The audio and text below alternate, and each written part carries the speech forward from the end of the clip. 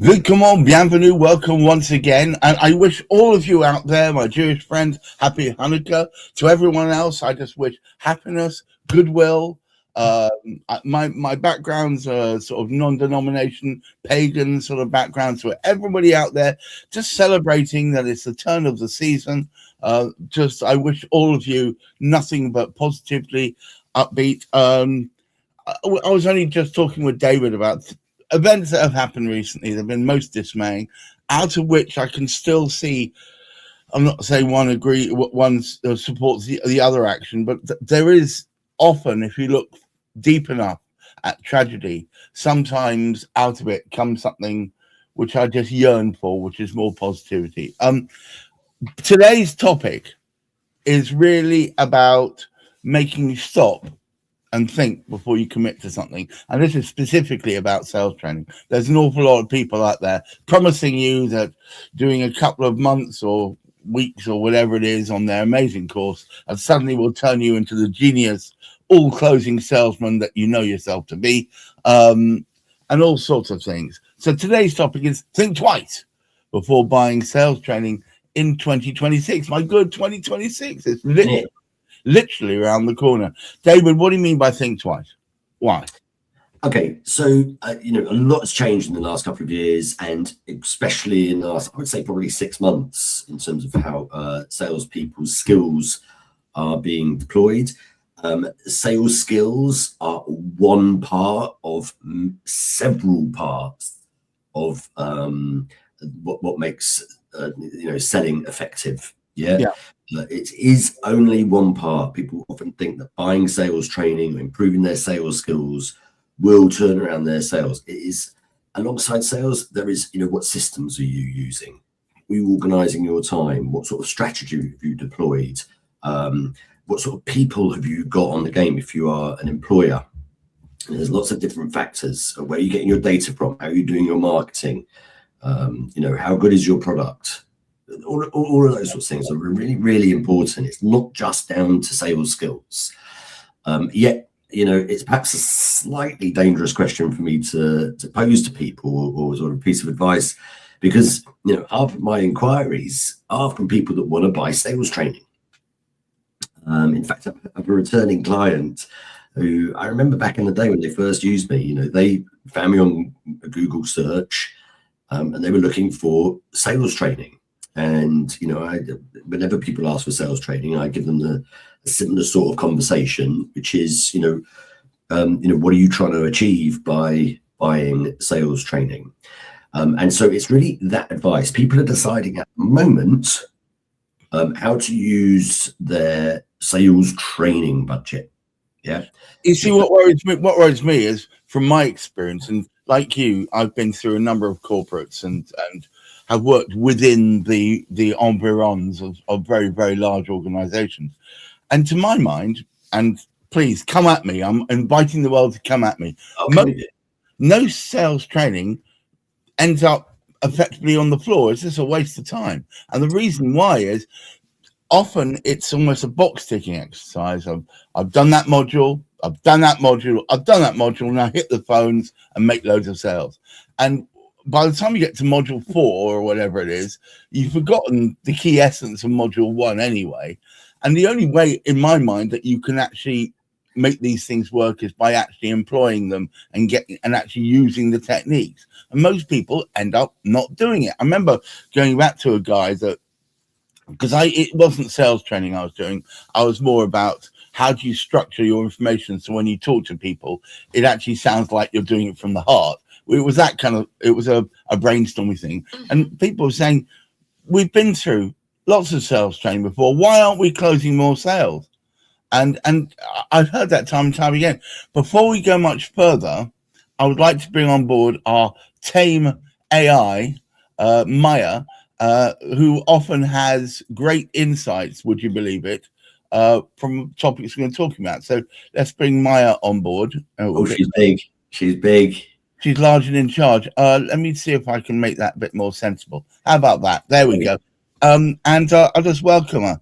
Maya, welcome to the show. Hey, glad to be back. Cool. Sounds like things are officially Yes. going.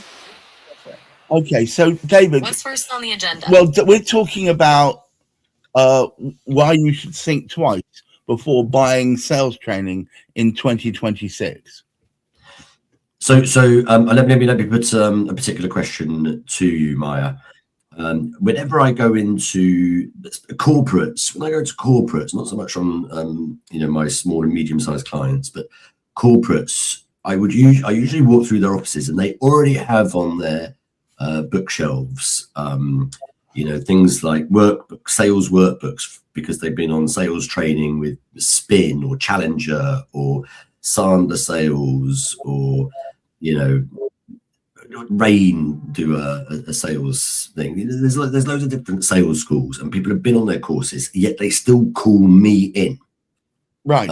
I wonder whether, and I'm interested in your opinion on this, Maya, are there reasons why we should be a bit more wary about buying sales training, given that AI tools now seem to cover off, or claim to cover off, a lot of what those sales training programs are training humans to do? That's a really good question. Feels like a lot of those programs focused on teaching people how to do things, the mechanics of sales, and AI is getting pretty good at those mechanics. So if the core skill being taught is now automatable, yeah, you gotta wonder about the value. It almost feels like a lot of that training is now obsolete. Like, knowing how to build a slide deck isn't as important when an AI can whip one up in seconds. What do you think, David? Yeah, the mechanics, absolutely. And as it happens, I mean, regular viewers of this show will know that in the last few months, as you have joined the conversation, Maya, we've been looking at the strengths and weaknesses of humans and AI, and how we can work together in order to improve sales, with humans focusing on those more inherently human competencies.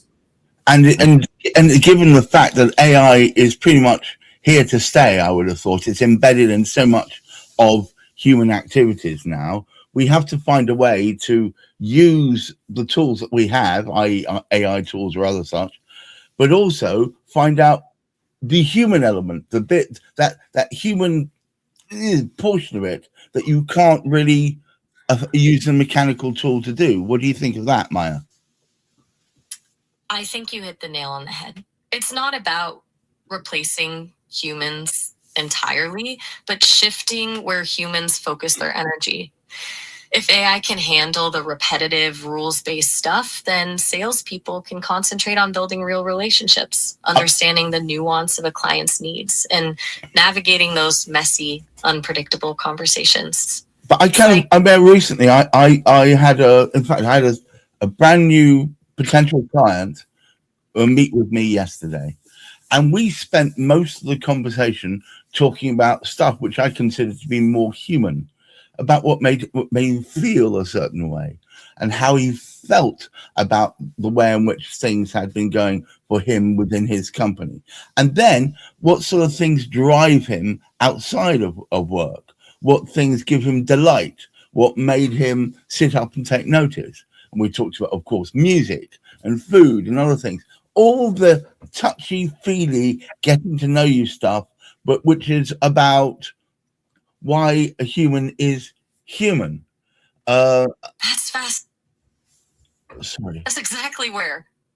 No, go on. It sounds like a really productive conversation. Yeah, I'll tell you what, I've got something else. We have a couple of comments in from a friend of a number of my shows, Spencer Collins, who actually is a gentleman who is I would say he's a deaf gentleman, and he is very much promoting what is and isn't different within marketing, sales, and all sorts.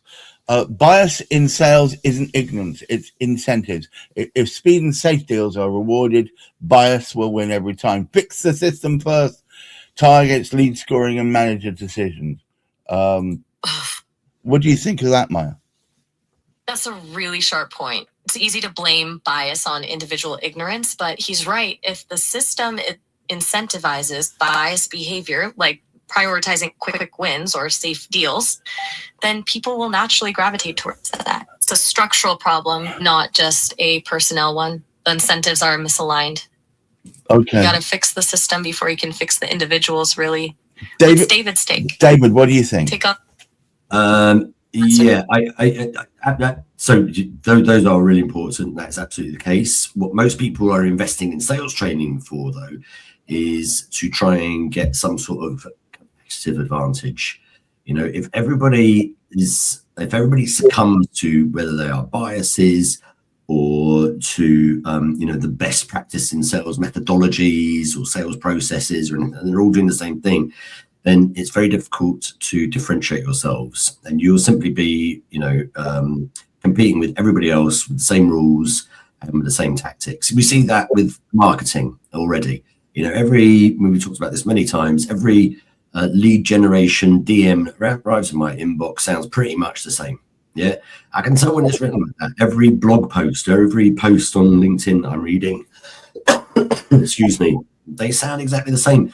I'm reading blog posts from people who I know, and what they're writing doesn't sound anything like them, right? So knowing that, or being able to sense that it is AI, automatically makes me less interested in reading that shit.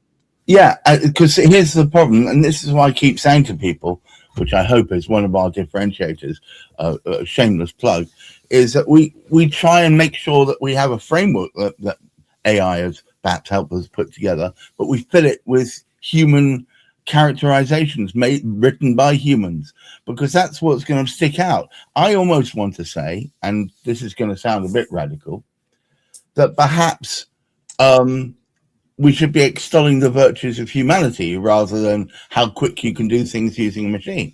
David? Yeah, 100%. I mean, it sounds obvious that it's obvious that I would agree with that, partly because I'm a human and that's my bias. But, if I am buying differentiated products, if it's sort of utility type things, if it is commoditized products, then really, I'd rather not have to speak to a human dealing with that. But if it is anyway a differentiated product, so if you're selling differentiated product, things that are different to other people's, if they are important buying decisions, if they are quite impactful products. So, my services are pretty impactful. To make my services work, you really need to think carefully about how you use them. Same with you, Gary. Right. Yeah. Yeah. So those things require, at the moment, certainly a human relationship. Yes, you used the words feel and felt. But feelings are really, really important. How is somebody going to be able to embed my sorts of competencies in their business unless we've addressed the sorts of foibles that they and their company and their culture has, that's going to make it difficult or easy to deploy them?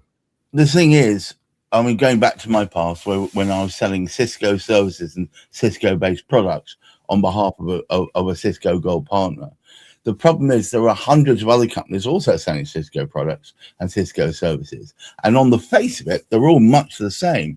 The only differentiator are the people who make sure those services are provided and how they're looked after, and the people selling it or promoting it and marketing it, how they put it across. It's the differentiator that is key here, not the similarities.